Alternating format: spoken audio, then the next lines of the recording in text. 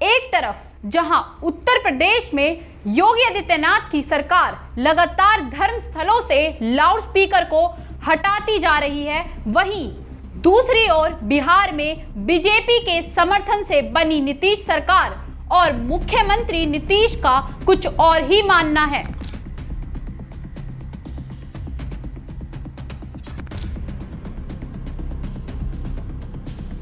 उनका मानना है कि लाउडस्पीकर हटाना फालतू का काम है।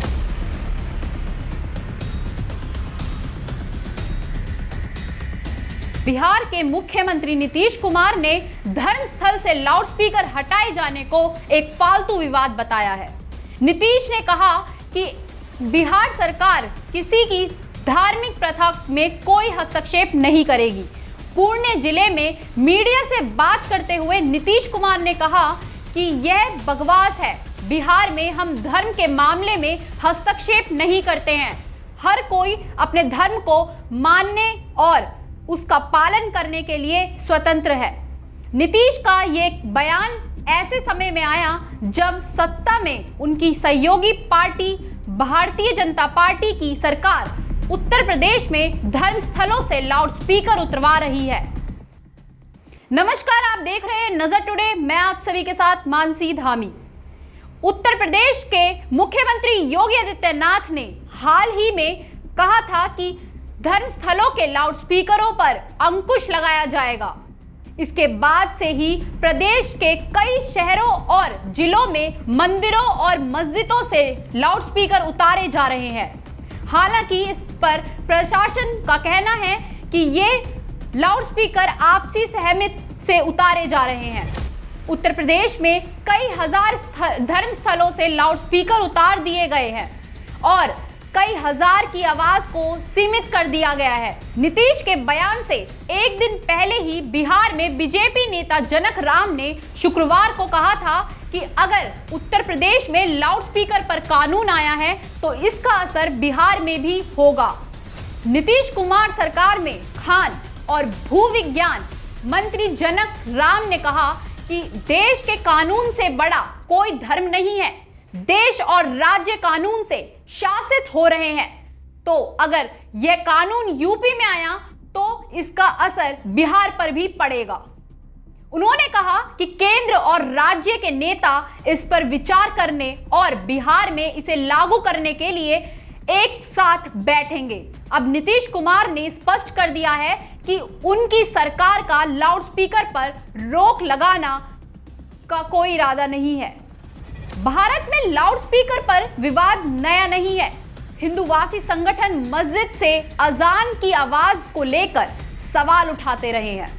साल 2017 में मशहूर गीतकार सोनू निगम ने अजान की आवाज पर सवाल उठाया था। तब भी अजान को लेकर विवाद हुआ था। उत्तर प्रदेश के बरेली में 2017 में ही हिंदू और मुसलमानों ने प्रशासन को अर्जी देकर मस्जिद से अजान की आवाज को सीमित करने की गुहार लगाई थी। प्रशासन ने बाद में मस्जिद से आवाज को मुनासिब स्तर तक सीमित करने और ऐसा ना करने पर लाउडस्पीकर हटाने की कार्रवाई करने के लिए कहा। वहीं भारत के सुप्रीम कोर्ट ने लाउडस्पीकरों के इस्तेमाल के लिए एक गाइडलाइन तय रखा।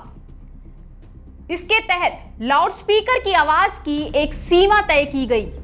इसके अलावा रात 10 बजे से सुबह 6 बजे तक लाउडस्पीकरों के इस्तेमाल पर पाबंदी लगाई गई, क्योंकि संविधान की धारा 21 के तहत चैन की नींद सोना नागरिकों के अधिकारों के दायरे में आता है। लाउडस्पीकर को लेकर ताजा विवाद महाराष्ट्र नवनिर्माण सेना के अध्यक्ष राज ठाकरे के बयान के बाद शुरू हुआ है। राज ठाकरे ने मस्जिदों से लाउडस्पीकर हटाने और उनके बाहर हनुमान चालीसा का पाठ करने की चेतावनी दी है। राज ठाकरे ने अपने समर्थकों से मस्जिद के सामने अजान के वक्त हनुमान चालीसा का पाठ करने की अपील भी की। राज ठाकरे ने गुड़ी पड़वा के दिन एक रैली को संबोधित किया। राज ठाकरे ने गुड़ी पड़वा के दिन एक रैली को संबोधित करते हुए कहा कि मैं धार्मिक रूप से कट्टर नहीं हूं, लेकिन मुझे अपने धर्म पर गर्व है। जब धर्म बना होगा तब क्या लाउड स्पीकर थे? क्या आपने ऐसे लाउड स्पीकर दूसरे देशों में देखे हैं? महाराष्ट्र में राज ठाकरे ने लाउड स्पीकर के खिलाफ आंदोलन तेज कर दिया और आज रविवार को उन्होंने औरंगाबाद कूच किया, जहां उनकी बड़ी रैली है।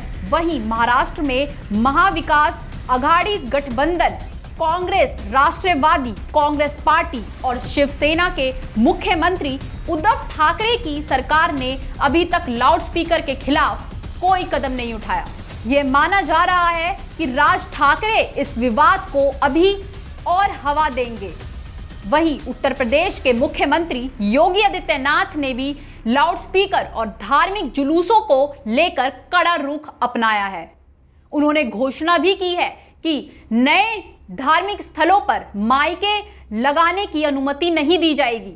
इस बारे में यूपी सरकार के मुख्यमंत्री कार्यालय ने ट्वीट करके बताया कि सभी को अपनी उपासना पद्धति को मानने की स्वतंत्रता है।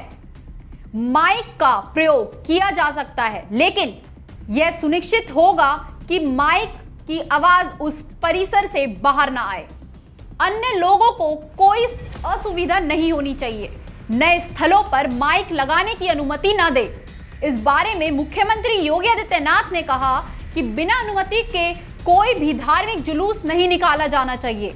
अनुमति देने के बाद शांति और सौहार्द बरकरार रखने के लिए एक शपथ पत्र आयोजक को देना चाहिए।